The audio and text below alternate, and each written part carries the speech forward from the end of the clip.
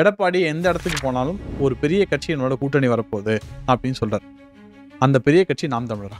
நாம் தமிழர், திமுக, அண்ணா திமுக, காங்கிரஸ், பாஜகவின் ஊதுகுழல்கள், ஒட்டுண்ணிகள், தொங்கு சதைகள்னு அவர் பேசிட்டு இருக்காரு. கவின் கொலையை பத்தி பேசலையே, அதுக்கே ரியாக்ட் பண்ணலையா அவர்? அப்ப நீங்க இஷ்யூலே ஒண்ணும் இல்லைன்னா திருமங்கலம் சரத்குமார் தான் மீண்டும் விஜய்க்கு சகாதேவ மாதிரி சொல்றேன். என் பேச்ச விஜய் கவனிச்சு பார்த்தா உண்மை நிலைமை அவருக்கு தெரியும். 21, 18, 39ங்கிறது மட்டுமே அது மேல் மட்டத்தில் பார்த்தப்பட்டாலும் உள்ளுக்குள்ள 21க்கு 18 ஆன சீட்டு வேணும்னு கேட்கிறாரு. இது பாஜக அலர்ட்டா இருந்து மூவ் பண்ண வேண்டிய இடம். டெல்லி தலைமை இதுல அலர்ட்டா இருக்கணுங்கிறதா என்னோட பார்வை. பட் அலர்ட்டா தானே இருக்காங்க. ஏன்னா கண்டிப்பா அலர்ட்டா அமித்ஷா கூட்டணி ஆட்சின்ற ஒரு விஷயத்த அவரை எப்படி கேட்டாலும் கூட்டணி ஆட்சி, தமிழ்நாட்டுல கூட்டணி ஆட்சி தான் வரும் அப்படின்ற விஷயத்த சொல்லிக்கிட்டே இருக்காரு. இன்னொன்னு, எடப்பாடி இறங்கி வரலன்னு நினைக்கிறீங்களா இந்த அலையன்ஸ்க்காக? எடப்பாடி தான் இறங்கி வந்தாரு. அப்புறம் என்ன இறங்கி வந்துட்டாரு? இறங்கி வந்தவர்கிட்ட ஏமாந்துட கூடாதுங்கிறதா நான் சொல்றேன்.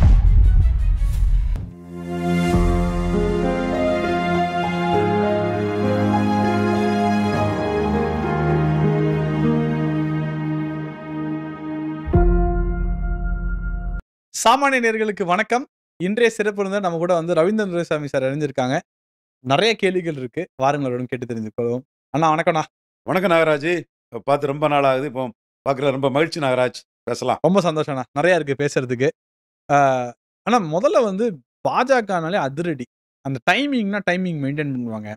ஆனா பாஜக கட்சியோட தலைவர், அகில இந்திய தலைவர் போடுறதுக்கு 3.5 மாசம் டிலே ஆயிருக்கு. அதாவது ஏப்ரல் மிட்ல வந்துருந்தாங்க. அதுக்கப்புறம் ஆபரேஷன் சிந்தூர்னால டிலே ஆச்சுன்னாங்க. இன்னும் டிலே ஆகிட்டே போகுது. கிட்டத்தட்ட அவள் ஒரு தலைவர் மாதிரி போயிட்டே இருக்கு. கிட்டத்தட்ட இவங்க வந்துருவாங்க, அவங்க வந்துருவாங்க, அவர் வந்துருவாரு, இவர் வந்துருவாருன்னு சொல்லிட்டு இருக்காங்க. ஆர் தே ஸ்ட்ரகிளிங்? பிஜேபி ஸ்ட்ரகிள் பண்ணுதா? ஏன்னா நம்ம 2014 பிஜேபி தடுமாறி பார்க்கல. பட் இந்த விஷயம் தடுமாறுதோன்னு ஒரு கேள்வி வருது இல்ல மக்கள்கிட்ட.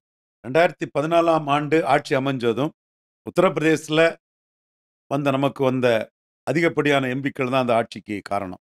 அப்போ அதுக்கு காரணம் அமித்ஷாவோட சோஷியல் ஸ்ட்ராட்டஜி. நான் ஜாதவ் ஓபிசிகளை கன்சால்டேட் பண்ணாரு. ராஷ்டிரிய முஸ்லீம் மாஞ்சி சுந்தரேச ஐயங்கார் நம்ம ஊருக்காரரு, அவர் கடுமையாக உழைச்சாரு.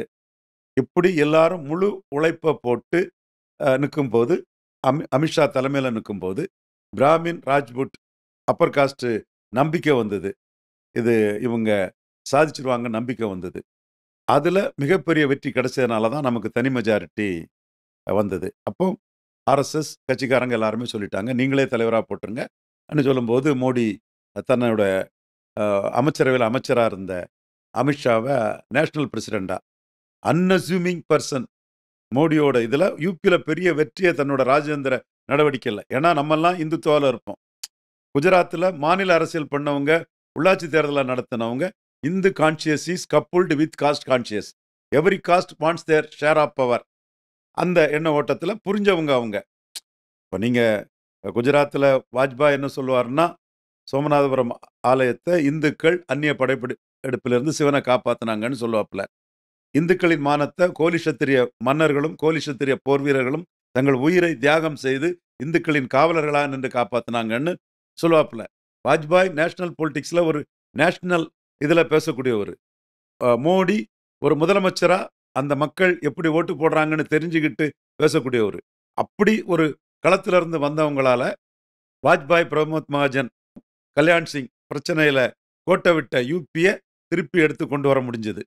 ஸோ அந்த கட்டத்துக்குள்ள தேசிய தலைவராட்டு அமித்ஷா வந்தார். வந்ததும் பல தேர்தல்களில் இதே ஸ்ட்ராட்டஜிக்குள்ள 100% காஸ்ட்ங்கிற நான் பெனிஃபிஷரி காஸ்ட் ஆஃப் ஸ்டாட்டஸ்கோ பொலிட்டிக்ஸ் இவங்களெல்லாம் ஆர்கனைஸ் பண்ணி அவர் இந்துத்துவாங்கிற நூலில் கோற்று வெற்றியை பெற்றார். இப்போ நமக்கு பிரச்சனை என்னன்னா, 2024 நான் 272 வந்தால் போதுன்னு தான் நான் சொன்னேன். நான் பேராசெல்லாம் படலை.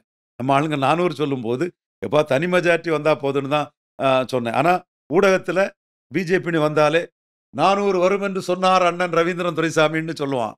நான் இல்லைப்பா 272 சொன்னால் நம்ப மாட்டான் எவனும்.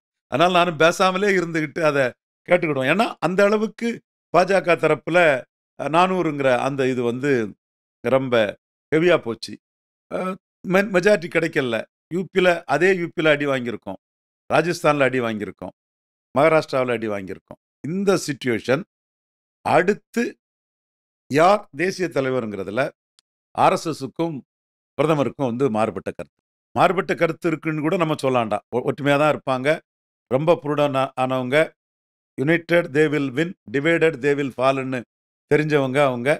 அதனால ரொம்ப ஒற்றுமையாக தான் இருப்பாங்க. அப்படி டிவைட் ஆகி நிற்கணும்னு சொன்னால் கொள்கைக்கு எதிராக போய் நிற்கணும். அது நாட்டுக்கும் நல்லதில்லை. இதுவரை நாம் சொல்லி வந்த கொள்கைக்கும் நமக்கு சரியாக இருக்காதுங்கிறது எல்லாருமே புரிஞ்சவங்க, ப்ரூடண்ட் ஆனவங்க தான். பட் ஒரு கான்சென்சஸ் வரல. யார் தலைவருங்கிறதுல கான்சென்சஸ் வரல. என்னை பொறுத்தவரை நட்டாவே மீண்டும் தொடர்ந்துட்டு போனால் பிரச்சனை இல்லை. ஒரு 3 வருஷம் இன்னொரு 3 வருஷம் முடிச்சுட்டு போயிடுங்க. ஏன்னா அதில் வந்து பிரதானா, கட்டாரா, இவர் சவுகானா, வானதி அக்கா பேர் அடிபடுது, நிர்மலா சீதாராமன் அம்மா பேர் அடிபடுது, ஒரு பெண் தலைவர் வரலான்றாங்க, அப்புறம் புரந்தேஸ்வரி அவங்க சொல்றாங்க. இந்த மாதிரி பல பேர்கள் அடிபட்டுக்கிட்டே இருக்கு. அதாவது நீங்கள் பவர்ஃபுல்லாக எஃபெக்டிவாக அந்த ரோலை எடுக்கணும்னு சொன்னால் ஒரு முதலமைச்சராக இருந்த அந்த ஸ்டேச்சரில் இருந்த ஒருத்தர் தான் வர முடியும். அப்படி பார்த்தா கட்டாரா, சவுகானாங்கிறது தான் சீல்டவுன் ஆகும். டார்க் ஹார்ட்ஸும் வரலாம். நம்ம இதில் ஒன்றும் பெரிய இவர் தான் வரணும், அவர் தான் வரணுங்கிற எதிர்பார்ப்பில் இல்லை. பட் அந்த தேசிய தலைவர் வராததுனால பல பிரச்சனைகள், பல இதுகளெல்லாம் அப்படியே கிடப்பில் கிடக்குது. கட்சிக்காரங்களுக்கு சில பதவிகள் எல்லாம் வந்து நீண்ட நாட்களாட்டே நிரப்பப்படாமல் கிடக்குது. அதில் ஒருத்தரை போட்டு அவர் குறிப்பிட்ட காலம் இருந்து இன்னொருத்தரை கூட போட்டிருக்கலாம். அந்த மாதிரியெல்லாம் பதவிகள் வந்து வேக்கண்டாட்டே வைக்கப்பட்டிருக்கு. ஒரு தேசிய தலைவர் வந்தார், டக்குன்னு ஒரு சோஷியல் இது கட்சிக்கு உழைச்சவன், சோஷியலாக கட்சிக்கு மெரிட்டாக இருக்கக்கூடியவன், அவனெல்லாம் கிளியர் பண்ணி இந்தியா ஃபுல்லாக அந்த பதவிகளை போடலாம். எல்லாமே அதில் பில்லப்பாகாமல் கிடக்குது. தேசிய தலைவர் போடாதது கட்சியோட ஒரு நடவடிக்கைகளை வந்து பாதிச்சிருக்குங்கிறதான் உண்மை. இன்னும் பல மாநிலங்களுக்கும் தலைவர்கள் வந்து இன்னும் நியமிக்கப்படலை. யூபி எல்லாம் ஒரு முக்கியமான மாநிலமாக அதில் நான் பார்க்குறேன். எனிவே ஒரு கட்சி 3வது முறை ஆட்சி கட்டில் இருக்கும்போது பவர் சென்டரில், பவர் மேட்ரிக்ஸில் புல்ஸ் அண்ட் ப்ரெஷர்ஸ் இருக்கத்தான் செய்யும். வெற்றி தோல்வி, யாருக்கு அது அதிகாரம், யாரை போட்டால் அது எப்படி இருக்குங்கிறதுல பல பிரச்சனைகள் இருக்கத்தான் செய்யும். இதில் 272 மோடி கொண்டு வந்திருப்பாருன்னா 2014 போட்ட மாதிரி நீங்களே போட்டுடுங்கிற ஒரு சூழல் வந்திருக்கும். இன்றைக்கி 240னால இந்த பார்வையில் அவங்க எல்லாருமே நாட்டு நலன் சார்ந்தவங்க தான். பட் அதிகார மையத்தில் ஆர்எஸ்எஸ் வந்து தங்களை அசெட் பண்ண நினைக்கிறாங்க. தங்களுக்கு ஒரு முக்கியத்துவம் வேணும்னு நினைக்கிறாங்க.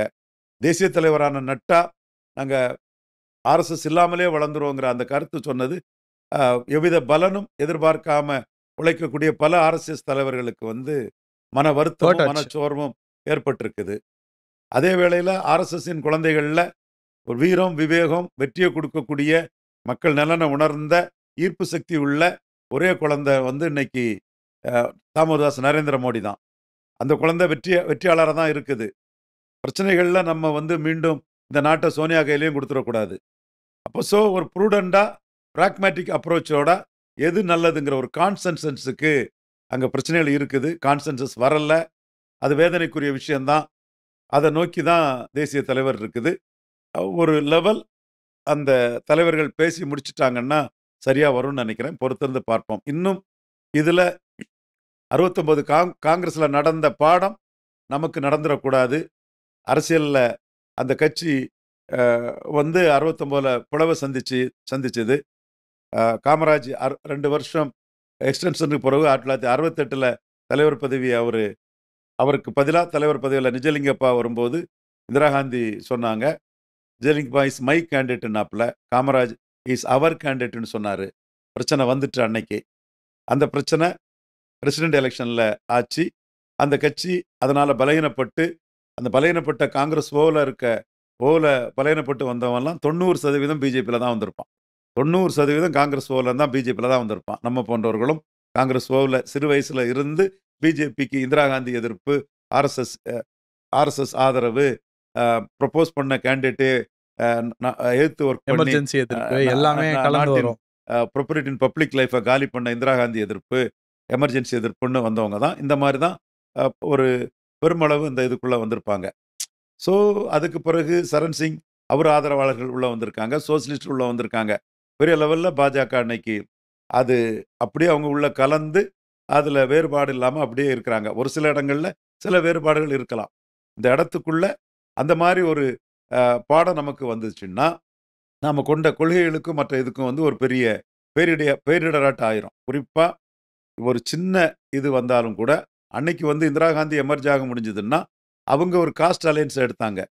அந்த காஸ்ட் அலையன்ஸுங்கிறது upper caste, Christian Muslims, Harijan கிரிஜன்ஸ்னு ஒரு இதை எடுத்தாங்க. அதில் அவங்க தப்பி வந்துட்டாங்க. இந்த பங்களாதேஷ் வார் அது இதெல்லாம். இன்னைக்கு வந்து நமக்கு இந்திய அலையன்ஸு கிட்ட ஹரியானா, ராஜஸ்தான், யூபியில் வந்து பலகீனத்தை அடைஞ்சிருக்கிறோம். 1 to 1 இருக்கக்கூடிய ஸ்டேட்டில் அவங்களும் ஜெயித்திருக்காங்க. குஜராத்னாலும் சரி, குஜராத் இப்போ ஆம் ஆத்மி வந்து நம்மளை காப்பாற்ற வந்துட்டான். மத்திய பிரதேஷ், ராஜஸ்தான், ஹரியானா, இமாச்சல், உத்தரகண்ட், இந்த ஸ்டேட்டுகள்லாம் வந்து 1 to 1ங்கிற லெவலில் தான் இருக்குது. இந்த ஸ்டேட்டில் சத்தீஸ்கர், இந்த 1 to 1 ஸ்டேட்டில் முழுக்க எல்லா சக்திகளும் ஒன்றாக இருந்து இன்டாக்டாக ஃபைட் பண்ண வேண்டிய ஒரு சூழல் இருக்குது. ஸோ இதெல்லாம் எல்லா ஸ்டேக் ஹோல்டர்ஸும் உணர்ந்து செயல்படுறது அவசியம்னு நான் கருதுறேன். சார், நீங்க 2020 நம்ம காணொலியில சொன்னீங்க 24லயும் மோடி தான் பிஎம் அப்படின்னு நீங்க ஒண்ணு சொன்னீங்க சார். கண்டிப்பா சொன்னேன். இப்போ 2029 அந்த இதை சொல்ல முடியுமா நிச்சயரா? கண்டிப்பா நான் சொல்றேன். மோடிஜி ஃபார் பிஎம் 2029 நான் சொல்றேன். நான் உழைச்சிக்கிட்டே இருக்கிறேன் அதுக்கு. மோடிஜி ஃபார் 2029ல தமிழ்நாடு சென்ட்ரிக்கா என்னோட உழைப்பு இருக்குது. அதுல என்னோட சகோதரர்கள் பலரும் 90% என்னோட ஒத்த கருத்து உள்ள என்னோட சகோதரர்கள்ட்ட நான் மாறுபட வேண்டிய ஒரு சூழ்நிலை இருக்கு. என்னோட கருத்துல எடப்பாடி நம்பகத்தன்மையற்றவர். அதே வேளையில் அவர் 20% உள்ள வந்தது நமக்கு தேவைதான். ஆனா அவரை வந்து அதிக சீட்டு, நம்ம குறைஞ்ச சீட்டு வாங்கி அவரை எம்பவர் பண்ணி விட்டா அவர் வந்து இந்த திராவிட கட்சிகள் பாணியில ஜெயலலிதா அம்மையார் மட்டும்தான் ஓரளவு விதிவிலக்கு. மீண்டும் இவங்க அந்த நடராஜன், எம்ஜிஆர் இவங்க பாணியில காங்கிரஸுக்கு 20 எம்பி 25 எம்பி சீட்டு ஆஃபர் கொடுப்பார். இது என்னோட பார்வை. அப்போ அவரை எப்படி ஹேண்டில் பண்ணுங்கிறதுல தான் என்னோட கருத்தை வந்து தேசிய தலைமைக்கு நான் சொல்லிட்டு இருக்கிறேன். அவரை எங்க ப்ரொஜெக்ட் பண்ணி இந்த தேர்தலை சந்திக்கும் போது அவருடைய கேரக்டர் இடியோசின்கிரசி டீச்சர் அரசியல்ல அவர் தன்னை பலப்படுத்துறதுக்கு தான் இது பண்ணுவார். இப்போ அவர் எந்த இடத்துக்குள்ள வந்திருக்கிறாரு? பாராளுமன்ற தேர்தல் போது ஜன்னல் திறந்திருக்கு, கதவு திறந்திருக்குன்னெல்லாம் பாஜகவினர் அவர் எப்படியாவது கூட்டணி வேணும்னு சொன்னாங்க. பாஜக மைனஸு, பாஜக கூட சேர்ந்தா எங்களுக்கு சட்டமன்றத்தில் ஜெயிக்காதுன்னு சொன்னவர் தான் சி.வி. சண்முகம், கே.பி. முனுசாமி, செங்கோட்டையன். எடப்பாடி அந்த வார்த்தையை சொல்லலை, ஜெயக்குமார் போன்றவங்களெல்லாம் சொல்ல வச்சு அவர் அதை என்டால்ஸ் பண்ணிட்டு இருந்தார். 2024 மக்களவைத் தேர்தலில் அவர் பல இடங்களில் மூணாவது இடம் போனதும் பாஜகவுக்கு ஒரு அணி அமைக்கக்கூடிய சக்தி இருக்குங்கிறத புரிஞ்சுக்கிட்டு அவர் பாஜக கிட்ட வந்தார். பாஜகவும் பாராளுமன்ற தேர்தலில் அவரை விட்டதுனால சீட் கன்வெர்ட் ஆகலைன்னு இறங்கி போய் தான் அவரை சேர்த்துக்கிட்டாங்க. இப்போ 11.4% வாக்கெடுத்த பாஜக தன் பலத்துக்குரிய சீட்டை வாங்கினாதான் 29ல் அவரால் ஏமாற்றப்படாமல் இருக்க முடியுங்கிறதான் என்னோட ஆணித்தரமான கருத்து. இந்த பலத்துக்குரிய சீட்டுன்றது என்ன நம்பர் நீங்க சொல்றீங்க? நான் வந்து இந்த இடத்துக்குள்ள ஸ்டாலினை தோக்கடிச்சா போதும்ங்கிற எண்ண ஓட்டத்தில் நான் இல்லை. நான் எதையும் வெளிப்படையாக சொல்லக்கூடியவன். நான் மறைஞ்சிருந்து சண்டை போடக்கூடிய தன்மை எனக்கு கிடையாது. நேருக்கு நேரடியாக நான் சொல்லக்கூடியவன் தான். ஸ்டாலினை தோக்கடிக்குங்கிறது 1 to 1ல் ஸ்டாலினை தோக்கடிக்கலாம். அதில் எனக்கு மாறுபட்ட கருத்து இல்லை. அது முடியாத பட்சத்தில் பாஜக எந்த ஒரு இதுக்குள்ளையும் தன்னுக்குள்ள பலத்துக்குள்ள கீழே இறங்கி போய் நிற்க வேண்டிய அவசியம் இல்லை. அது பாஜகவுக்கு தேவையில்லைங்கிறதா என்னோட கணக்கு. அண்ணாமலை மாற்றம் எனக்கு வந்து ஏற்றுக்கொள்ள முடியலை. நயினார் நாகேந்திரனை போட்டதுக்குள்ளே நான் வரல, அந்த டிஸ்பியூட்டுக்குள்ளே நான் வரல. நயினார் நாகேந்திரன் வந்து ராமநாதபுரத்தில் 30% எடுத்தவர், திருநெல்வேலி எடுத்தவருங்கும் போது அவருக்கு தகுதி இருக்குது மற்ற தலைவர்களோட. என்னோட பாயிண்ட்டு முடிஞ்ச கதைனாலும் கூட அண்ணாமலையை மாற்றிருக்காண்டாங்கிறது தான் என்னோட பார்வை. இன்னொன்று, அண்ணாமலை மேலேயே நான் குற்றஞ்சாட்ட வைக்கிறது ஈரோடு கிழக்கில் நிற்காம போயிருக்கக்கூடாது. அதோட சிக்னிஃபிகன்ஸ் எல்லாம் இவங்களுக்கு தெரியல. சார், அதில் நான் மாறுபடுறேன். இப்போ ஈரோடு கிழக்கில் நின்றுருந்தா என்ன கிடைச்சிருக்கும் பாஜக? நிற்காததுனால ஆர்கே நகரில் கீழே போய் நோட்டா கீழே போனனால சீமான் இன்னைக்கு 8.3க்கு வந்திருக்கிறாரு. பாஜக பின்னடைவை சந்திச்சிருக்கிறாரு.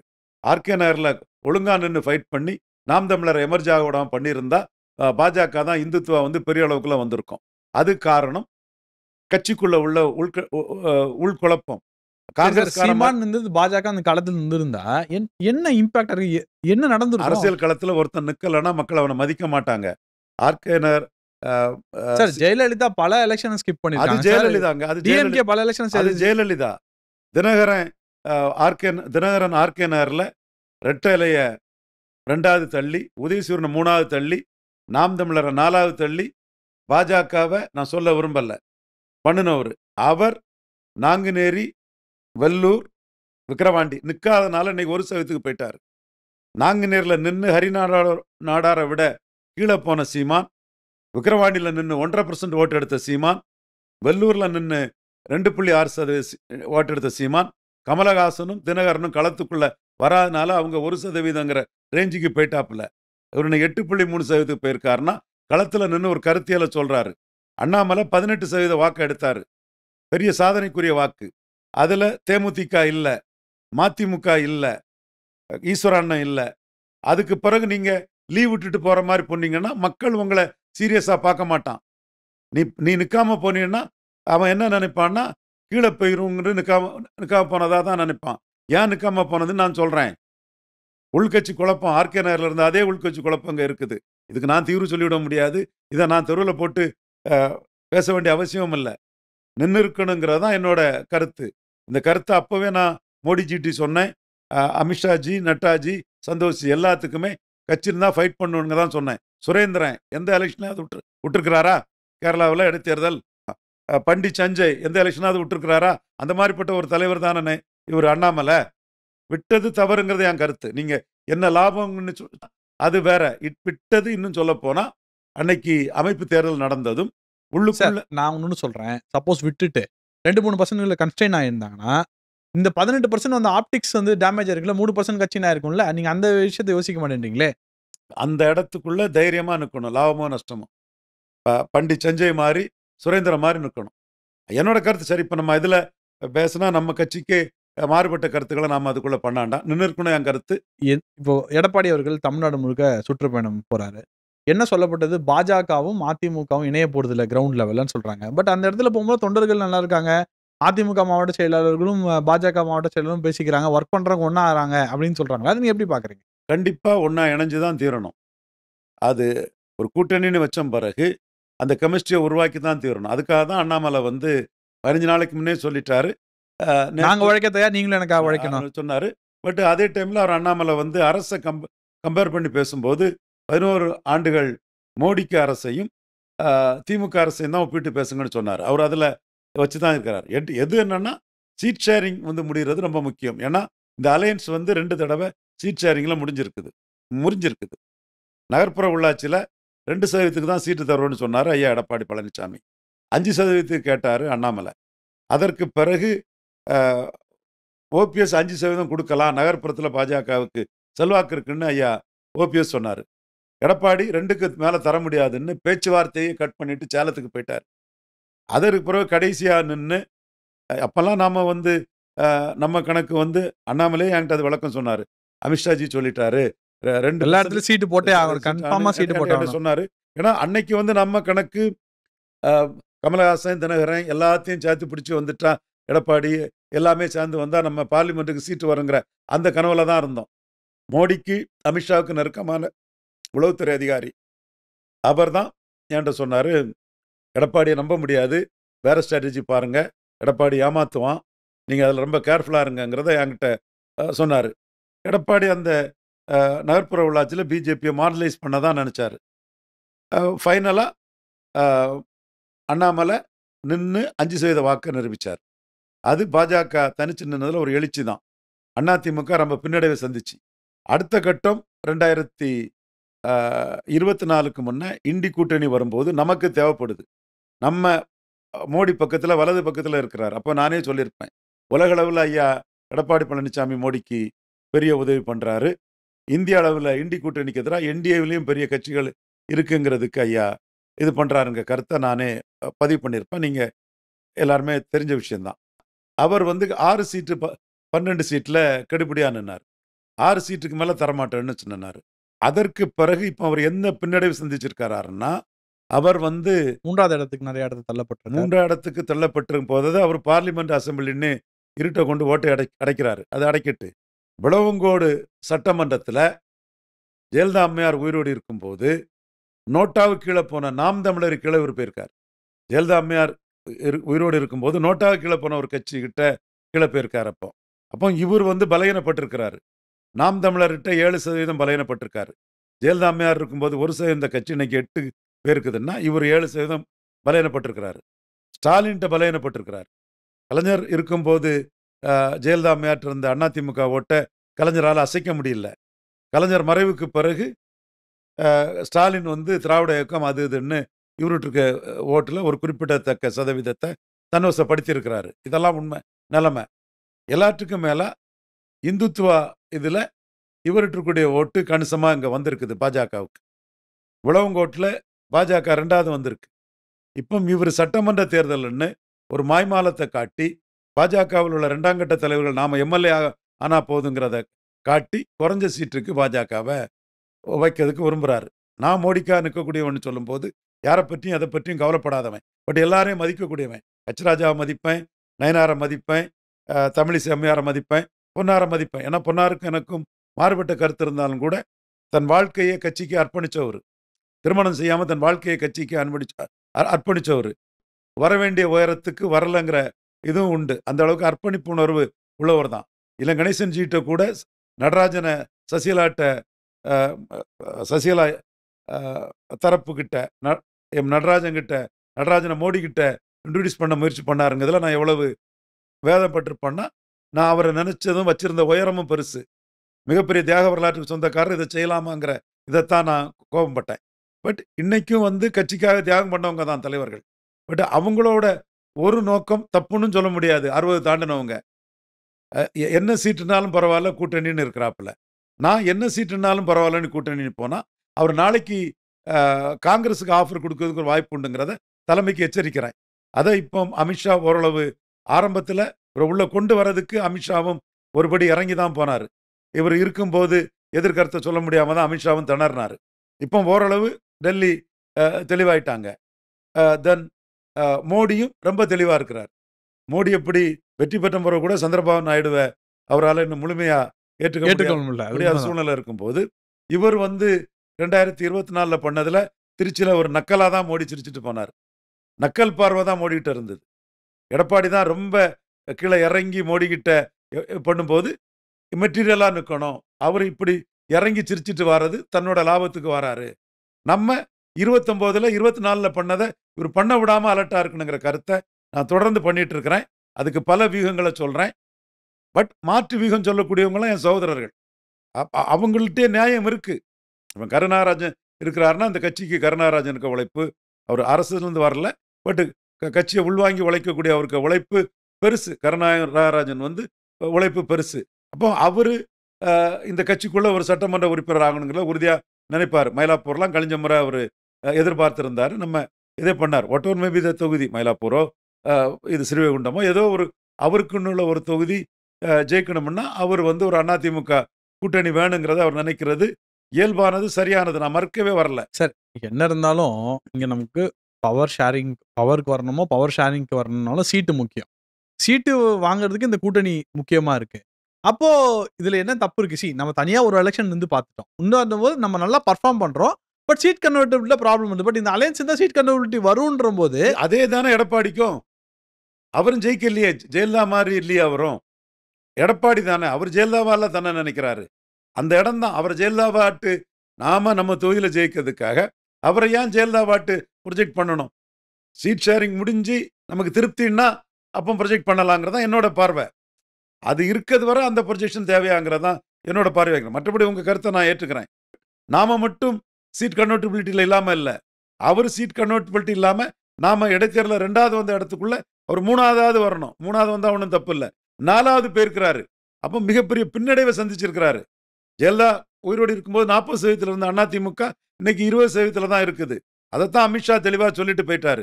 21க்கும் 18க்கும் உள்ள சீட் ஷேரிங்னு சொல்லிட்டாரு. 21, 18, 39ங்கிறது மட்டுமே அது மேல் மட்டத்தில் பார்த்தப்பட்டாலும் உள்ளுக்குள்ள 21க்கு 18க்கு ஆன சீட்டு வேணும்னு கேட்குறாரு. இது வந்து பாஜக அலர்ட்டா இருந்து மூவ் பண்ண வேண்டிய இடம். டெல்லி தலைமை இதில் அலர்ட்டா இருக்கணுங்கிறதா என்னோட பார்வை. பட் அலர்ட்டா தானே இருக்காங்க. ஏன்னா அமித்ஷா வந்து கூட்டணி ஆட்சின்ற ஒரு விஷயத்த அவரை எப்படி கேட்டாலும் கூட்டணி ஆட்சி தமிழ்நாட்டில் கூட்டணி ஆட்சி தான் வரும் அப்படின்ற விஷயத்த சொல்லிக்கிட்டே இருக்காரு.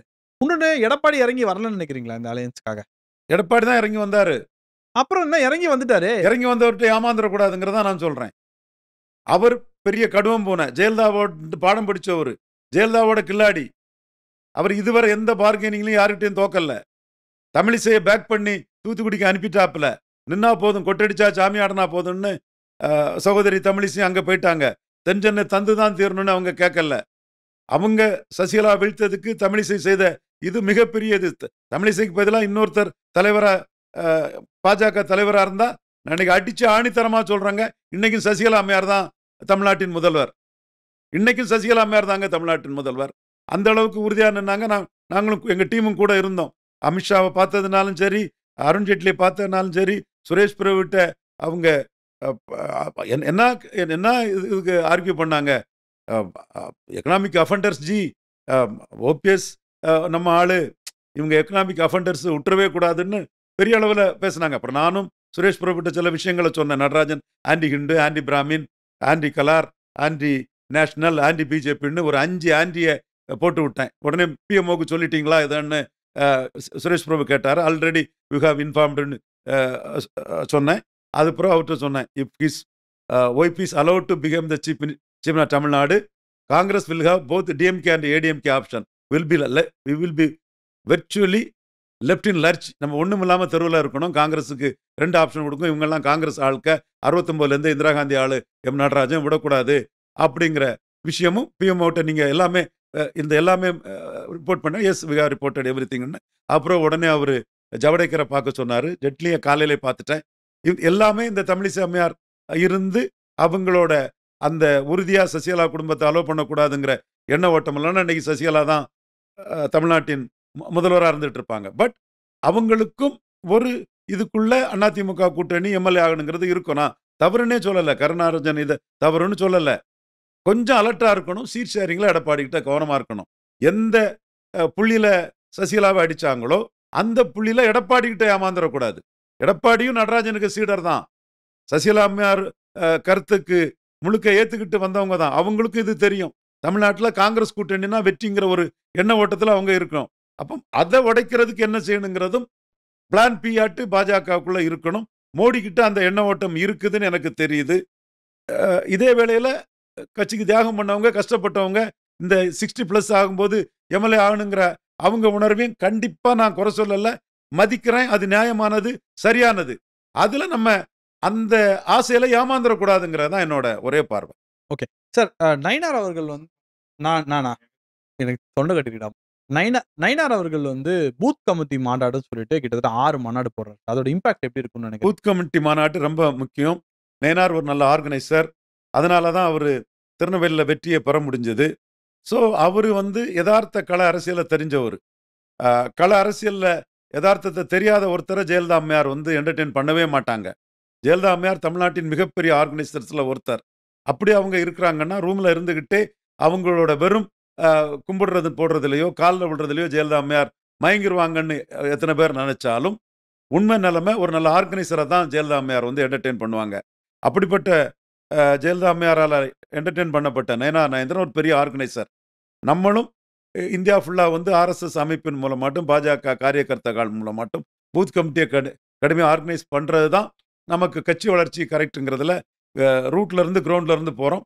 அதற்கு வந்து சரியான ஒரு பணியை நயனார் பண்ணுறாரு. அண்ணாமலை பண்ணது மாற்றம்ங்கிறதுக்காக பப்ளிக்கிட்ட ஒரு பெரிய அளவுக்கு அண்ணாமலை கொண்டு போனார். மாற்றம்ங்கிறதுக்கான ஒரு ஓட்டு தான் 2019 மாற்றம்னு கமலஹாசனுக்கு விழுந்த தென்சென்னை வாக்குகள் தான் 2024 மாற்றம்னு நமக்கே வந்துன்னு சொன்னால் மாற்றம்ங்கிறத அண்ணாமலை மக்கள் மத்தியில் கொண்டு போனதுக்கு ஒரு பெரிய கருவியாக காரணமாக இருந்தாருன்னா அமைப்பு பலமாக ஒரு ஆர்கனைசிங் கெப்பாசிட்டி உள்ள கெப்பாசிட்டியை மதிக்கக்கூடிய ஜெயலலிதாட்டிருந்து வந்த நயனாருக்கு அந்த அமைப்பு ரீதியான பணி வந்து வரவேற்கத்தக்கது, பாராட்டத்தக்கது. சார் கூட்டணினா ரெண்டு தலைவரோட ரிலேஷன்ஷிப் ரொம்ப முக்கியம் சார். நயனார் இபிஎஸ் ரிலேஷன்ஷிப் எப்படி இருக்குன்னு நல்லா தான் இருக்குது. அண்ணாமலை எடப்பாடி ரிலேஷன்ஷிப் ரொம்ப மோசமாக இருக்குங்கிற போகிறனால தான் கூட்டணிக்காக நியமிக்கப்பட்ட தலைவர் தான் நயனார். அலர்ட்டாக இருக்கணும் எடப்பாடிட்டங்கிறதுல நயனாரும் அலர்ட்டாக இருப்பார்னு தான் நான் நம்புகிறேன். அவரும் அவர் தலைவராக இருக்கும்போது அச்சீவ் பண்ணணும், பாஜகவை பெரிய லெவலுக்கு கொண்டு வரணும்னு தான் எந்த தலைவரும் நினைப்பாங்க. நயனாரும் அதைத்தான் நினைப்பாருன்னு கருதுறேன். நானும் நயனார்கிட்டே நான் சொல்கிறது, நீங்கள் கூட்டணியை பிரேக் பண்ணக்கூடாது என்பதற்காக தான் நீங்கள் தலைவராக வந்திருக்கீங்க. பட் கூட்டணியில் ஏமாளி ஆட்டும் ஆயிடக்கூடாதுன்னு அலர்ட்டாக இருக்கணுங்கிறது தான் நயனார்கிட்ட என்னோட வேண்டுகோளாக நான் வைக்கிறேன். அண்ணாமலை கண்டெஸ்ட் பண்ணணுமா, கண்டெஸ்ட் பண்ணக்கூடாதா தேர்தல்? அண்ணாமலை கண்டெஸ்ட் பண்ண மாட்டார். Open blank statement. என்னோட open branch state. Annamalai will not contest this election. ஏன்னா சார் கட்சி பொலிட்டிக்ஸையும் தாண்டி ஒவ்வொருத்தருக்கும் பர்சனல் பொலிட்டிக்ஸும் இருக்கும். இல்லன்னு சொல்லிட முடியாது. விஜய் மாநாட்டுல நீங்க நெறைய பேசிட்டீங்க. 2 விஷயத்த மட்டும் பேசிருவோம் இதுல. ஒருத்தர வரேன்னு சொல்லிட்டு வராம போயிட்டாரு. இன்னொருத்தர் ரிட்டயர்டு ஆக்டர். நான் ரிட்டயர்ட் ஆகும்போது வரல. நல்ல பீக்ல இருக்கும்போது தான் வந்திருக்கேன். அப்படின்னு அதாவது கமலஹாசனையும், ரஜினிகாந்த் அவர்களையும் ரொம்ப டைரக்ட்டா அடிச்சிட்டார். இது 2த்தையும் எப்படி பார்க்குறீங்க? கமலஹாசன் மார்க்கெட் விழுந்துன்னு எப்படி சொல்லுவீங்க? நீங்க விக்ரம் படம் ரெக்கார்ட் பிரேக் படம் தான். விக்ரம் படம் ரிலீஸுக்கு முன்ன விக்ரம் படத்தோட அதிக வசூல் பெற்ற விஜய் படம் எது? விக்ரத்தோட லியோ அதிக வசூல் பெற்று. விக்ரத்துக்கு முன்னாடி விக்ரம் படம் தாண்டி வசூல் உள்ள விஜய்க்கு படத்தை சொல்லுங்க. அப்போ பொய் இல்ல. பொய்யா நீ கிளைம் பண்ற உன்ன. நீயா உன்ன வேற உன்னை ப்ரொமோட் பண்றதுக்கும் மார்க்கெட் பண்றதுக்கும் கிளைம் பண்ற. விக்ரம் படம் விஜய்க்கு எல்லா படத்தோட வசூல் அதிகம். விக்ரத்தோட லியோவுக்கு வசூல் அதிகம். அது பிறகு வந்த படம். விக்ரம் ஹீரோங்கிற அந்த கிரெடிட் லோகேஷ் கனகராஜ் கிடைக்குது. விஜய் பிளஸ் லோகேஷ் கனகராஜ் அது வசூல் வருது. கூலி இன்னைக்கு வந்து லோகேஷ் கனகராஜ் படத்திலே நம்பர் 1ங்கிற அளவு வந்துட்டுன்னா ரஜினி பிளஸ் லோகேஷ் கனகராஜ். ரஜினி பிளஸ் லோகேஷ் கனகராஜ் இன்னைக்கு கூட பெஸ்ட் சினிமாவில் தான் நான் பார்க்குறேன். அது ஒரு நார்த் இந்தியா சேனல். அது வந்து பெஸ்ட் சினிமாவில் நான் தொடர்ந்து பார்த்துட்டு இருக்கிறேன். அவனை தான் நான் மையமாக வச்சு பண்ணுறேன். அவன் இன்னைக்கு மகாவதார் நரசிம்மா அது இப்போ அது அடி போட்டு பொழந்து கழி போட்டு 30ஆவது நாள் வந்துட்டு இருக்கு. Coolie first, Mahavatar Narasimha second, War 2 third. But Mahavatar நரசிம்மாவை தள்ளி பார்த்தா வார் 2 வெர்சஸ் கூலியில் கூலி இவ்வளோ மேலே போயிருக்குதுன்னா லோகேஷ் கனகராஜோட அந்த இளைஞர்கள் மத்தியில், மாடர்ன் யங்ஸ்டர்ஸ் மத்தியில் உள்ள ஒரு வரவேற்பு தான் காரணம். அதே லோகேஷ் கனகராஜை வச்சு ரெக்கார்ட் பிரேக் படம் கொடுத்தவர் தான் கமலஹாசன். அவர் எப்படி மார்க்கெட் இல்லைன்னு நீ சொல்லிடுவ? சார் இப்படி பார்க்கலாமா? விக்ரம வச்சு ஐ மீன் கமலை வச்சு லோகேஷ் கனகராஜ் பண்ண படம் ஹிட். ஆமா. ரஜினியை வச்சு லோகேஷ் கனகராஜ் பண்ண படம் ஹிட். ஆனா விஜய் வச்சு பண்ண 2 படமும் ஃபிளாப். இல்ல விஜய் வச்சு ஃபிளாப்னாலும் கலெக்ஷன் இருந்தது. நம்ம கண்ணை மூடிட்டு சொல்லல. ஒரு எக்ஸ்ட்ராடினரி மினிமம் கேரண்டி விஜய்க்கு இருக்குங்கிறத நான் மறுக்க வரல. அது எப்படி கொண்டு வராரு, என்ன கொண்டு வராருங்கிறது அவருக்கு திறமை. ரெக்கார்ட் பிரேக் படம் விக்ரம், ரெக்கார்ட் பிரேக் படம் கூலி. ரெக்கார்ட் பிரேக் மீன்ஸ் நான் இந்த இடத்துக்குள்ள 2.0 தவிர்த்துட்டு தான் பார்க்குறேன். கரெக்ட். அப்போ நீங்க அந்த அளவுக்கு இருக்கக்கூடியவங்க பிக் பாஸ்ல எல்லா வீடுகளுக்கும் ஒன்றை விடவும் ஜாஸ்தி போகக்கூடிய கமலஹாசனை இன்னைக்கு தொலைக்காட்சியில் ஸ்க்ரீன் ஆகக்கூடிய படங்கள் கமலஹாசன் படம் விஜய் படத்தோட 3 மடங்கு 4 மடங்கு இருக்கு. காரணம் உனக்கு படங்கள் குறைவு, அவருக்கு படங்கள் அதிகம். 30 நாள் எடுத்து டேபிள் போட்டு பாரு. விஜய்க்கு தான் சொல்றேன். வீட்டுக்குள்ள ஒன்றை விட பல மடங்கு கமலஹாசன் போயிட்டு இருக்கிறாரு. பிக் பாஸ்ல அவர் போன அளவுக்கு யாருமே போகல. அப்போ வீட்டுக்குள்ள போறது மட்டும் ஓட்டு வந்துடும். கமலஹாசனை நக்கல் அடிக்கிறதுக்கும் எந்த உரிமையும் விஜய்க்கு கிடையாது. ஸோ கமலஹாசன் விஷயம் இது. ரஜினி விஷயம், நீ மூத்த நடிகர்னா ரஜினி காலிலையும் விழுந்திருக்கணும், கமலஹாசன் காலிலையும் விழுந்திருக்கணும். புலி படம் தோத்ததும் ரஜினி காலில் மட்டும் விழுந்த சந்தர்ப்பாதம், சுயநலம் இல்லாத அரசியல் வியாபாரி, முழுக்க ரத்தத்தில் ஒவ்வொரு அணுகமும் சுயநலம் பேராசைன்னு உள்ள எண்ணத்துல தானே நீ ரஜினி கமலுக்கும் போது புலி படம் தோத்தது ரஜினி காலில் மட்டும் விழுந்துட்டு வந்த. ஸோ இதெல்லாம் ஒரு அரசியல் தலைவருக்குள்ள ஒரு பேச்சே கிடையாது. சார் அரசியல்னா எல்லாரும் அரவணைக்கணும். விஜய் மட்டும் ஏன் எல்லாரையும் இது பண்ணிட்டு இருக்காரு? என்ன காரணம்? அவருக்கு பெரிய பின்னடைவு கூட்டம் கலைஞ்சது. அவர் பேச வரும்போது போனது. பேசுறதுக்கு முன்னாடியே கூட்டம் கலைஞ்சு போயிட்டான். அதுக்கு எத்தனை பேர் எத்தனை சப்பக்கட்டு கட்டினாலும் நிற்காது. புரிஞ்சுக்கிட்டு விஜய் ஒதுங்கிட்டா அவருக்கு நல்லது. இல்லது கமலஹாசன் சரத்குமார் மாதிரி கேவலப்பட வேண்டியது இருக்கும். ஏன்னா எல்லாமே பார்த்து தெளிஞ்சு தான் சொல்றேன். ஒரு சரத்குமார் திருமங்கலத்தில் நிற்கும் போது சில விஷயங்களை உடைச்சி சொல்லி நம்ம இலவச ஆலோசனை விஜய்க்கு கொடுத்துடக்கூடாதுங்கிறதுக்காக தான் நான் ரொம்ப இன்ஹிபிட்டட் சில விஷயங்களை நான் வைக்கிறேன். நம்ம இலவச ஆலோசனை கொடுத்துடக்கூடாது, எவனோ கோடிக்கணக்கில் வாங்கிட்டு போகிறதுக்கு நம்ம கொடுத்துடக்கூடாது. பட் சரத்குமார் என்ன ஆலோசனை கொடுத்தோம், என்ன நடக்கலைன்னு சொல்லலை. ஆனால் என்ன நடந்ததுன்னு சொல்கிறோம். எந்த இஷ்யூவும் இல்லாமல் சரத்குமார் வந்து திருமங்கலத்தில் நிற்கிறது கண்டஸ்டிங் திருமங்கலம் டேஸ்டிங் சைனேடுன்னு. நானும் பிரச்சாரத்துக்கு போகலை. ஐஏஎஸ் முருகனையும் வேண்டான்னு சொல்லிட்டேன். அந்த இடத்துக்குள்ள கடைசியாக எனக்கும் சரத்குமாருக்கும் விரோதமே வந்திருக்கும். தம்பி மருது அழகராஜ் தான் என்றைக்கும் அந்த தம்பிக்கு நன்றி கடன் பட்டவன். அந்த விரோதம் வராமல் காப்பாற்றினான். சரத்குமார் என்ன சொன்னார்? எனக்கு நாடியில் வெட்டு இருக்குது, எம்ஜிஆருக்கு நாடியில் வெட்டு இருக்குது. எம்ஜிஆருக்கு திண்டுக்கல், சரத்குமாருக்கு திருமங்கலம். ராதிகா அம்மையார்ட்டே கண்டஸ்டிங் திருமங்கலம் டேஸ்டிங் சைனடுன்னு. ஏன்னா சரத்குமாரோட அந்த சூழல் அதுக்கு தக்கன நான் அந்த கருத்தை சொன்னேன். போய் களத்தில் நிற்கும் போது மிகப்பெரிய கூட்டம் வந்து சரத்குமாருக்கும் ராதிகாவுக்கும். அன்னைக்கு சித்தி சீரியல் விஜயோட எல்லா வீட்டுக்குள்ளேயும் டெய்லி போயிட்டு இருந்தாங்க. ராதிகா டெய்லி போயிட்டு இருந்தாங்க. விஜயோட பல மடங்கு வீட்டுக்கு பாப்புலாரிட்டில இருந்தாங்க ராதிகா. அப்ப டாக்டர் சேதுராமன் அவர் கட்சி நடத்திட்டு இருந்தார். அவர் தான் சொன்னார், ரவி என்டர்டெயின்மெண்ட் வேல்யூக்காக வருவாங்களே தவிர ஓட்டு உழாதுன்னாரு. நான் சொன்னேன், ஆமா டாக்டர், ஓட்டு உழாதுங்கிறதா என் கருத்து. தெரியாதனமா போய் நிற்கிறாங்க, மாட்டிக்கிடுவாங்கன்னு. கடைசியில் அவங்க நோட்டாவை கீழே போனாங்க. கிறிஸ்தவ முஸ்லிம் கட்சிகளில் பிரச்சனைகளில் ஓடோடி வரும் அரசியல் கட்சிகள் இந்துக்களின் பிரச்சனைக்கு மௌனம் வேணும்னு இந்து மகாசபா தலைவர் மதுசூதன பெருமாள் பறக்கக்காரர், எங்க டிஸ்ட்ரிக்ட் ஐயா தாளிங்க நாடார் கூட இருந்தவர், அவர் வந்து இந்துக்களின் பிரச்சனைக்கு அரசியல் கட்சிகள் மௌனம் வேணும்னு கேட்டு ஒரு கேண்டிடேட்டை போட்டு 1000 ஓட்டுக்கு மேலே எடுத்தார். சரத்குமார் கட்சி சில 100 ஓட்டுகள் தான் எடுத்தது. இந்த சரத்குமாரையும் ராதிகாவையும் வேடிக்கை பார்க்க வந்த மாதிரி தான் விஜயை வேடிக்கை பார்க்க வராங்க. வெறி பிடிச்ச ரசிகம்லாம் ஓட்டு கிடையாது.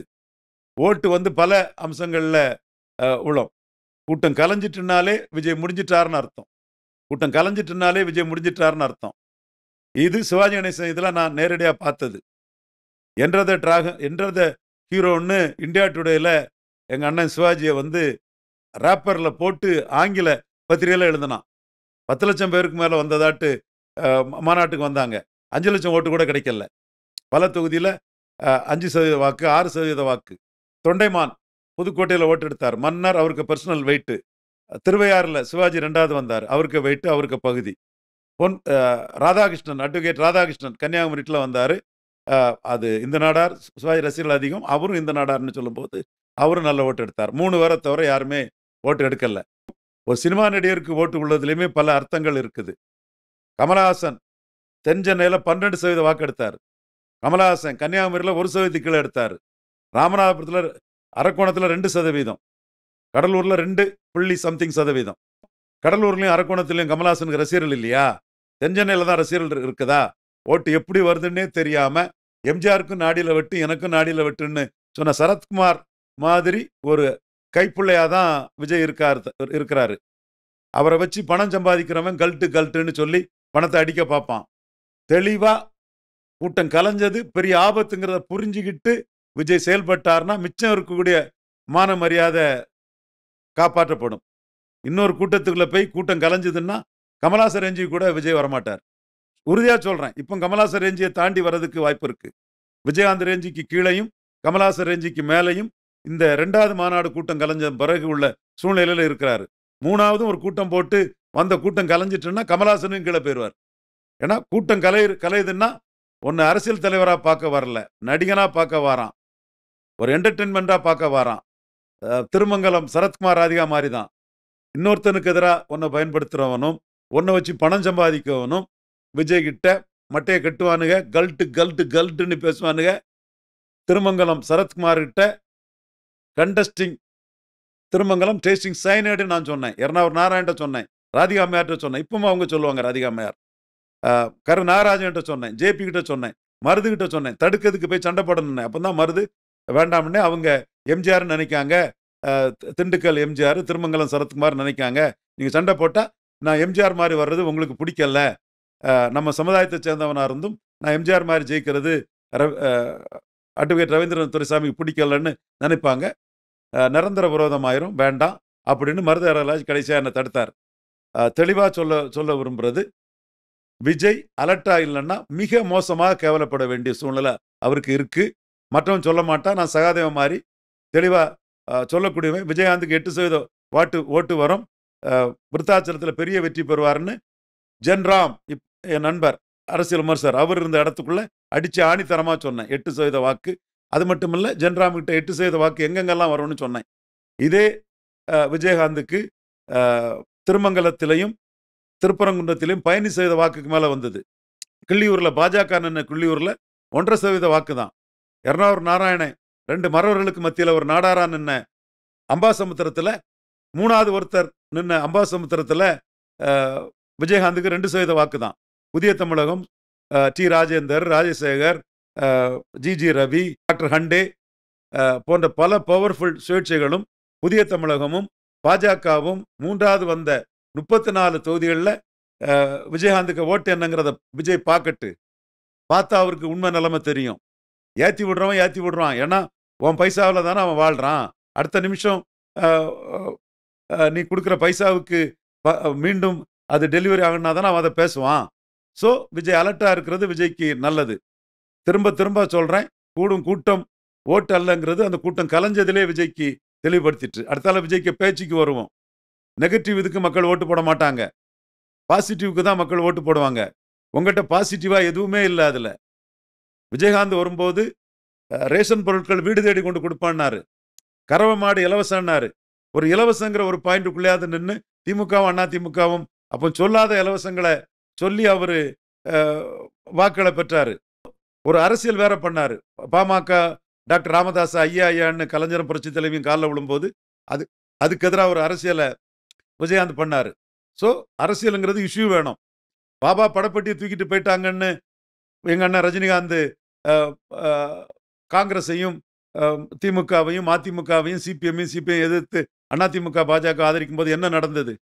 ஒன்றும் நடக்கல. அவ்வளோ தொகுதியிலையும் பாமக வெற்றி பெற்று ஊதி பறக்க விட்ட பலூனில் ஊசி வச்சு குத்திட்டேன்னு அவர் ரொம்ப ஒரு தெனாவாட்டா டாக்டர் ஐயா பேசிட்டு போனார். அதே டாக்டர் ஐயாவை பாமகவை மாறி மாறி கலைஞரும் புரட்சி தலைவியும் ஐயா ஐயான்னு காலில் விழுந்து கூட்டணி வச்சு போகக்கூடிய போதனால வட தமிழகத்தில் உடையார், ரெட்டியார், கஞ்சம் ரெட்டி, கவரா நாயுடு, முதலியார், செங்குந்தர், யாதவர், முஸ்லீம் போன்ற பல சமூகங்களோட அரசியல் பிரதித்துவம் காலியாகுதுன்னு நாங்கள் ஒரு அன்பாளன் யாதவ், கிருஷ்ணகாந்தன் யாதவ் எல்லாம் போய் வெளிப்படையாக பத்திரிகையில் பேட்டி கொடுத்து டாக்டர் ஐயாவை தோக்கடிச்சு காட்டுவேன். 98 கலைஞர் அழிக்க நினைச்ச போது எண்டு ஜஸ்டிஃபைஸ் மீன்ஸ்ன்னு பாமக அதிமுக கூட்டணியை உருவாக்கி வச்சவன் நான். அதனால கலைஞர் எனக்கு எதிராக அரசியல் கொள்கை உறுதிப்பாடு கொண்டவர் டாக்டர் ராமதாஸ், கொள்கையற்ற ரவீந்திரன் துரைசாமி ஜெயலலிதாட்ட கொண்டு பாமகவை சேர்த்து விட்டுனான்னு பேட்டி கொடுத்தாரு. தென் முரசொலியில் என்னை பற்றி எழுதினாரு. 99ஆம் ஆண்டு எனக்கு டிக்கெட் கொடுக்கக்கூடாதுன்னு டாக்டர் ஐயாட்டே சொன்னார். பாமக துணைத் தலைவராக, செய்தி தொடர்பாளராக, அரசியல் தலைமை குழு உறுப்பினராக டாக்டர் ஐயா எனக்கு என்னை பாப்புலரைஸ் பண்ண மிகப்பெரிய முக்கியத்துவம் கொடுத்ததுக்கு நான் செய்த கடமை, அதை நான் வெளிப்படையாக செய்தேன். அதுக்கு மனித நீதிக்கு மனிதங்கிற அடிப்படையில் நாம் 2009 டாக்டர் ஐயாவுக்கு எதிராக களம் காணும் போது நாம் எடுத்த இஷ்யூ உடையார் மத்தியில் ஹிட்டாச்சு, செங்குந்தர் மத்தியில் ஹிட்டாச்சு, கஞ்சம் ரெட்டி மத்தியில் ஹிட்டாச்சு, கவரா நாயுடு மத்தியில் ஹிட்டாச்சு, முஸ்லிம்ஸ் மத்தியில் ஹிட்டாச்சு, யாதவர்கள் மத்தியில் ஹிட்டாச்சு, முத்திரையர்கள் மத்தியில் ஹிட்டாச்சு, வண்ணார், நாவிதர், குயோர் போன்றவர்கள் மத்தியில் ஹிட்டாச்சு. ஒவ்வொரு நான்வணியர்கள் மத்தியிலும் நாம் முன்னெடுத்து பத்திரிகையில் ஓப்பனாக பேட்டி கொடுத்த இஷ்யூ வந்து ஹிட்டாச்சு. மனித நீதிக்கு மனித நீதினு 98 4 சீட்டுக்கு 5 சீட்டாட்டு சோஷியல் ஃபோல்ட்ஸு, காக்காத்தேக்க 60 சீட்டில் எம்ஜிஆர் ஜெயிக்க வச்சது, பார்வர்ட் பிளாக்கு முத்துராமலிங்க தேவரோட முக்கிய தேவர் அதிக ஓட்டை டிரான்ஸ்ஃபர் பண்ணார், முதறிஞர் ராஜாஜியால் பிராமின் ஓட்டு கன்சால்ட் ஆச்சுலாம் ஒரு சோஷியல் ஃபோல்ட்ஸ்ன்னு சொல்லி 4 சீட்டை 5 சீட்டாக்கி அலவன்ஸை ஏற்படுத்தி கொடுத்த நாம் மனித நீதிக்கு மனிதங்கிற அடிப்படையில் 2009 வீழ்த்துறதுக்கான வியூகத்தை எடுத்து நம்ம பண்ணணும். 2004 அண்ணங்கிட்ட அதை சொன்னோம், 6 தொகுதியோட நிறுத்திக்கிட்டு டிவைட் அண்ட் ரூல் பண்ணிடுவோம், இங்கே சிதம்பரத்தில் திருமாவளவனுக்கு நம்ம ஆதரவு கொடுத்துருவோம், அவர் தான் தோக்கடிக்கூடிய சக்தியில் இருக்கிறாரு, அவருக்கு தான் நம்ம ஆதரவு கொடுக்கணும்னு சொல்லும்போது அண்ணன் தடா பெரியசாமிக்கு ஆதரவு கொடுத்து தடா பெரியசாமி சிதம்பரத்தில் டெபாசிட் இழந்து போனார். விஜய், ரஜினி அந்த கம்பேரிசன்லாம் பார்க்காதீங்க. இஷ்யூஸ் நான் சொல்றது எல்லாமே உண்மை, முழுக்க 100க்கு 100 உண்மையான விஷயம்.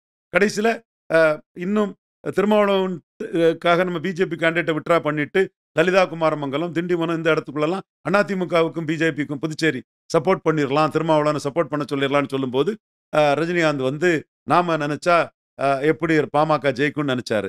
கடைசியில் அண்ணன் ரஜினிகாந்த் ஆதரிச்ச கேண்டிடேட்டு டெபாசிட் இழந்து போனார். திருமங்கலத்தில் சரத்குமார் 3 இலக்கத்தில் 1000 ஓட்டு கூட வராமல் போனார். ஸோ இஷ்யூக்கு தான் ஓட்டு, இண்டிவிஜுவலுக்கு ஓட்டு கிடையாது, எந்த இண்டிவிஜுவலுக்கும் ஓட்டு கிடையாது. ரஜினிகாந்துக்கே அது கிடையாது. ஏன் 98ஆம் ஆண்டு நான் பாமகவில் இருந்தேன், பாமக 3 எம்பி தொகுதியில் ஜெயிக்கும்னு சொன்னேன். இவர் வந்து பாமக மேட்டரில் அன்னைக்கு வந்து ஏர்போர்ட்ல இருந்து வந்தவரை கராத்தே தியாகராஜெல்லாம் கூட்டிகிட்டு வந்து ரெட் கலர் பனியன் போட்டிருந்தார் அண்ணன்.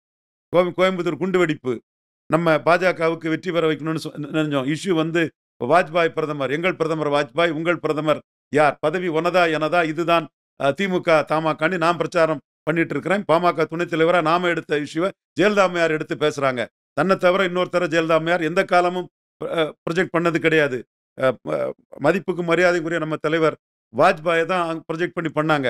அன்னைக்கு வந்துட்டு திமுக தமாகான்னு குழப்பம், நாட்டில் நிலையான ஆட்சி தர முடியாத இதுக்கு ரஜினி ஆதரவு கொடுத்தார். என்ன ஆச்சு?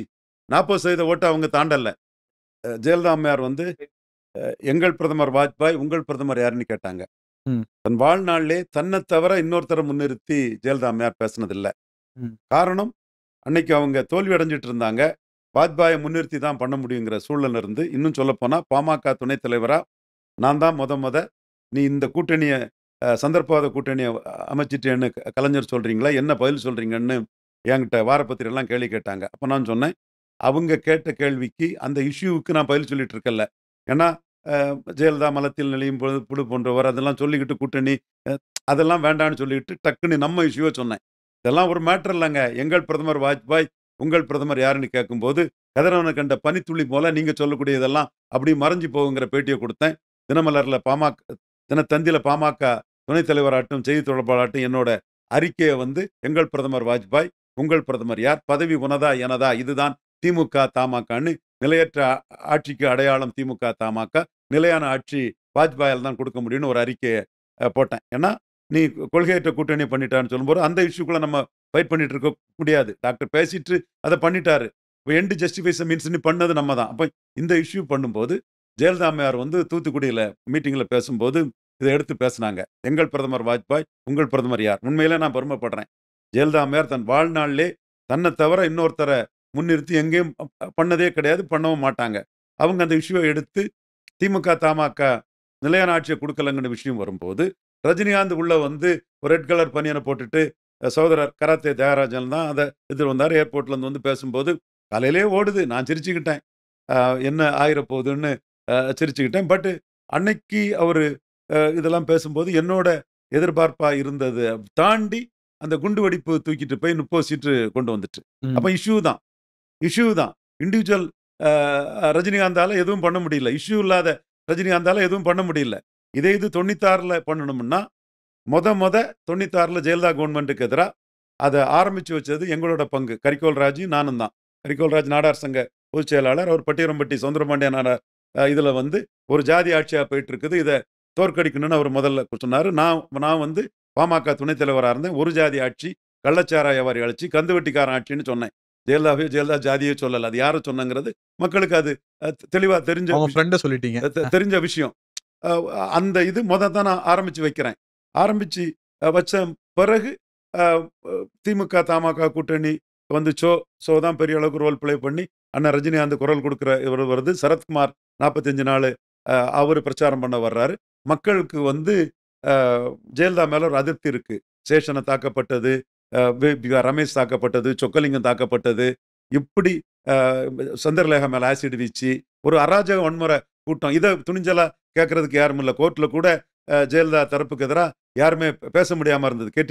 கோசல் ராமகண்ணன், கேடிபி பால் பாண்டியன் ஒரு பெரிய சீனியர் அட்வொகேட் இருந்தார். அவர் வந்து இது பண்ணுவாங்க இவங்களுக்கு கவர்மெண்ட் சம்பந்தத்துக்கான விஷயங்கள் எல்லாம். அப்போ நம்ம அந்த இஷ்யூகளை எடுத்து ஃபைட் பண்ணும்போது மக்கள் மத்தியில் அது கலர்ந்து விட்டு எரியுது. மக்கள் உணர்வும் அதுவாகவே இருக்குது. ஒரு ஜாதி ஆட்சி, கள்ளச்சாராயம் ஆட்சி, கந்துவட்டிக்காரன் ஆட்சின்னு சொல்லும்போது அரசியல் அதிகார பகிர்வில் ஜெயலலிதா நியாயமா நடக்கல. எம்ஜிஆர் மாதிரி அனைத்து ஜாதிக்கும் பொதுவா இல்ல. எம்ஜிஆர் தெருக்களுக்குள்ளேயே ஜாதி பேர் கூடாதுன்னாரு. ஜெயலலிதா ஜாதி அரசியல் பண்றாங்கன்னு பல சமூக மக்களும் நம்ம கருத்துக்கு உணர்றாங்க.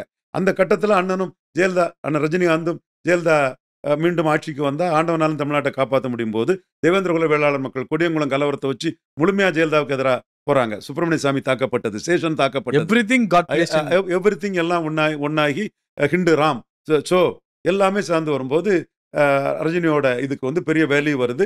அந்த வேல்யூவும் மூப்பனார் 17% வாக்கு 77 எடுத்தவர், 20% வாக்கு காமராஜ் ஆட்சின்னு 20 எடுத்தவர். அவர் தலைமையில இந்திரா காந்தி குடும்பம் இல்லாம நரசிம்மராவுக்கு காங்கிரஸுக்கு எதிராக வருது. இன்னொன்னு ஆர் எம் வீரப்பன், ஜானகி எடுத்த 10% வாக்குக்கு ஒரு அடையாளமா இருந்தவர் ஆர் எம் வீரப்பன், அவரும் ரஜினி இதுல வராரு. அப்போ ஜானகி வாக்குகளும் மூப்பனார் எடுத்த 20% வாக்குகளும் ஜானகி எடுத்த 10% வாக்குகளும் ரஜினிங்கிற அந்த பிம்பத்தின் அடிப்படையில். ரஜினி கேட்லிஸ்ட் போல்ஸ், ரஜினிக்கு ஓட்டு இல்ல, ரஜினி ரசிகர்களுக்கு ஓட்டு இல்ல. ஏன் ஜெயலலிதா வரும்போது விளக்கு மாத்தையும் செருப்பையும் தூக்கி வீசினது ரஜினி ரசிகர்ல தேவேந்திரகுல வேளாளர் சமூக மக்கள். கொடியங்குளம் கொடுமைக்கு தேவேந்திரகுல வேளாளர் சமூக மக்கள் தான் ஆண்டிப்பட்டியில ஜெயலலிதாவுக்கு எதிராக செருப்பையும் விளக்கு மாறையும் தூக்கி வீசினாங்க. அவங்க ரஜினி ரசிகன். அவன் ரஜினி ரசிகனையும் தாண்டி அவன் தேவேந்திரகுல வேளாளர் சமூகத்தை சேர்ந்தவன். ஏன் வடதமிழத்தில் உள்ள எந்த ரசிகனும் ஜெயலலிதாவுக்கு எதிராக செருப்பையோ விளக்கு மாத்தையோ காட்டலையே ஜெயலலிதாவுக்கு எதிராக? ஆண்டிப்பட்டியில் உள்ள ரசிகம் மட்டும் ரஜினி ரசிகம் மட்டும் ஏன் காட்டுறான்னா அவன் ரஜினி ரசிகனாட்டும் இருக்கான், தேவேந்திரகுல வேளாளர் சமூகத்திலும் இருக்கிறான். ஒரு ஒரு ப்ரோசியஸ் காஸ்ட் அது. ஜெயலலிதாவுக்கு எதிராக தன்னோட எதிர்ப்பை அது பதிவு பண்ணுது. ஸோ ரஜினிகாந்த் அன்னைக்கு இருந்தது கேட்டலிஸ்ட் போல்ஸ் தான். அதே ரஜினிகாந்த் 98ல் ஏன் தோத்தாரு? அதே ரஜினிகாந்த் ஏன் 2004ல் தோத்தாரு? அப்போ இஷ்யூவுக்கு தான் ஓட்டு. சீமான்கிட்ட இஷ்யூ இருக்கு, விஜய்கிட்ட இஷ்யூவே இல்லை. ரொம்ப மோசமா அசிங்கமா தோக்க வேண்டிய நிலைமை விஜய்க்கு வரும். இஷ்யூ எடுத்தா நிற்க முடியும், அது வேற விஷயம். உங்ககிட்ட இதுவரை இஷ்யூ இல்லை, இதுக்கு மேலே நீங்க இஷ்யூ எடுத்துக்கிட மாட்டீங்க. நீங்க இஷ்யூ எடுக்கிறதுன்னா தமிழ்ல இருந்து பிறந்தது தான் தெலுங்கு, கன்னடம், மலையாளம், துளுன்னு சீமான் சொல்றாரு. சீமானோட நீங்க பாப்புலர் ஆக்டர். இதை நீங்க சொன்னீங்கன்னா நீங்க அந்த இஷ்யூ எடுத்ததாட்ட அர்த்தம். நீங்க அதில் பயப்படுறீங்க. தெலுங்கு, கன்னடர், மலையாளி கேரளாவிலையும் ஆந்திராவிலையும் கர்நாடகாவிலும் படத்தை பார்க்க மாட்டான்னு பயப்படுறீங்க. அப்ப நீங்க சினிமா நடிகனாட்டே இருந்துகிட்டு இல்ல சார், அந்த கவின் கொலையை பத்தி பேசலையே, அதுக்கே ரியாக்ட் பண்ணலையா அவர்? பற்பல இஷ்யூஸ். அப்ப நீங்க இஷ்யூலே ஒண்ணும் இல்லைன்னா திருமங்கலம் சரத்குமார் தான் மீண்டும் விஜய்க்கு சகாதேவ மாதிரி சொல்றேன். என் பேச்ச விஜய் கவனிச்சு பார்த்தா உண்மை நிலைமை அவருக்கு தெரியும். சகாதேவ மாதிரி நான் சொன்னதெல்லாம் உங்களுக்கு கரெக்டா இருந்திருக்கு. நீங்க எல்லாமே ரீவைண்ட் பண்ணி பார்த்தா விஜய்க்கு தெரியும். ஏன் சரத்குமாரும் அண்ணன் சிவாஜியும் அடிப்பட்டாங்க, ஏன் எம்ஜிஆரும் விஜயகாந்தும் நின்னாங்க? எம்ஜிஆர் கன்சிஸ்டண்டா நின்னாரு. திமுக 57ல நின்னாரு, திமுக 62ல நின்னாரு, திமுக 71ல நின்னாரு, 67ல குண்டடிப்பட்ட அவர் படத்தை தான் காட்டினார். 4 முறை திமுகவோட நின்று 50% வாக்கு வந்த திமுகவில் ஒரு அண்ணா திமுக நான் தான் திமுகன்னு உடைச்சிட்டு வந்தாரு. சிவாஜி கணேசன் அடிப்பட்டாரு, திகாவில் இருந்தாரு, திமுகவில் இருந்தாரு, நடிகனுக்கு அரசியல் தேவையில்லைன்னாரு, ஆளுங்கட்சி காங்கிரஸ்ல சேர்ந்தாரு, நடுநிலை வைச்சாரு, காங்கிரஸ்ல சேர்ந்தாரு, தமிழக முன்னேற்றம் முன்னினாரு. எத்தனை கொள்கை வேறுபாடு? திராவிடம், தேசியம், தமிழ். அப்ப எவன் நம்புவான்? திராவிட கொள்கையில் உள்ள நம்புவானா, தேசிய கொள்கையில் உள்ள நம்புவானா, தமிழ் நம்புவானா? சினிமா நடிகனா மிகப்பெரிய சாதனையாளர், மிகப்பெரிய ரெக்கார்ட் பிரேக் படங்கள்லாம் கொடுத்தவர், பெரிய சாதனை பண்ணவர். அதை ரசிப்பான், படத்தை பார்ப்பான், படத்தை இது பண்ண ஒரு அபிமானத்தை காட்டுவான். பட் கொள்கை ரீதியா உங்க கொள்கை என்ன? திராவிடமா, தேசியமா, தமிழா? அதனால அடிப்பட்டாரு. சரத்குமார் நாடோடி மன்னம் படத்துக்கு ரெட்டலை போட்டு வந்தாரு, அதிமுக ஆதரவா இருந்தாரு, திருநெல்வேலியில் கேண்டிடேட்டா நின்னாரு, அப்புறம் அதிமுகவுக்கு போனாரு. எம்ஜிஆர், கருணாநிதி, ஜெயலலிதா, கருணாநிதி, அப்புறம் தனி கட்சி ஆரம்பிச்சாரு. அப்போ அவர் எந்த இடம்? அவர் எங்க கன்சிஸ்டன்ட் எங்க இருக்காரு? அதே தான் விஜய்க்கும். நீங்க கன்சிஸ்டண்டா இல்லைங்கிறது மக்களுக்கு தெரியும். இளைய தளபதி நீங்க அணில் மாதிரி உதவுனதா சொன்னீங்க. ஈழத்தமிழர் பிரச்சனை போது ராகுல் காந்தி கிட்ட ராஜ்சபா பதவிக்கு நின்னீங்க. தலைவா படத்தை ஜெயலலிதா அடிச்சுட்டாங்கிறதுக்காக அணில் மாதிரி உதய இடத்துல இருந்து மாதிரி மோடி கிட்ட போய் நின்னீங்க. அப்ப நீங்க எவ்வளவு கலர் மாறிட்டீங்க? திமுக, அதிமுக, பாஜக, காங்கிரஸ் 4 கலர் மாறிட்டீங்க. மீண்டும் சொல்றேன், உங்களை பார்த்ததும் கூட்டம் கலைஞ்சதுக்கு காரணம் உங்களை சரத்குமார், சிவாஜி மாதிரி இன்கன்சிஸ்டண்டா ஒரு பச்சவந்தியா தான் பார்க்கறான், அரசியல் வியாபாரியா தான் பார்க்கறான். உணர்ந்துகிட்டு நல்ல முடிவெடுத்தா மானம் காப்பாற்றப்படும், அல்லது உங்களுக்கு சிக்கல் தாங்கிறத நான் சொல்றேன். குழாய் அடிக்கிறவன் உங்க காசை வாங்கிக்கிட்டு உங்களை கல்ட்டுன்னு சொல்றவன்லாம் பலதும் சொல்லுவான். நம்பாதீங்க, ஏமாறாதீங்க. சார், நிகழ்ச்சியோட கடைசி கேள்வி. எடப்பாடி எந்த இடத்துக்கு போனாலும் ஒரு பெரிய கட்சி என்னோட கூட்டணி வரப்போகுது அப்படின்னு சொல்றாரு. அந்த பெரிய கட்சி நாம் தமிழரா? நாம் தமிழர், திமுக, அதிமுக, காங்கிரஸ், பாஜகவின் ஊதுகுழல்கள், ஒட்டுண்ணிகள், தொங்கு சதைகள்னு அவர் பேசிட்டு இருக்கிறார். எடப்பாடி பழனிசாமியை 7% பலகீனப்படுத்தினது மாதிரி இப்ப அவர் விக்கிரவாண்டியிலும் ஈரோடு கிழக்கிலையும் நிற்காததும் தன்னுடைய நிலைப்பாட்டில் இருந்து மாறினதுலையும் பலகீனப்படுத்த முடியும்னு சீமான் நம்புறாரு. அந்த பாதையில சீமான் போயிட்டு இருக்கிறாரு. எடப்பாடி நம்புறது தப்பு இல்லை, அது அவருக்கு நம்பிக்கை. சீமான் இந்த பாதையில எடப்பாடியை பலகீனப்படுத்த முடியும்னு உறுதியா நம்புறாரு.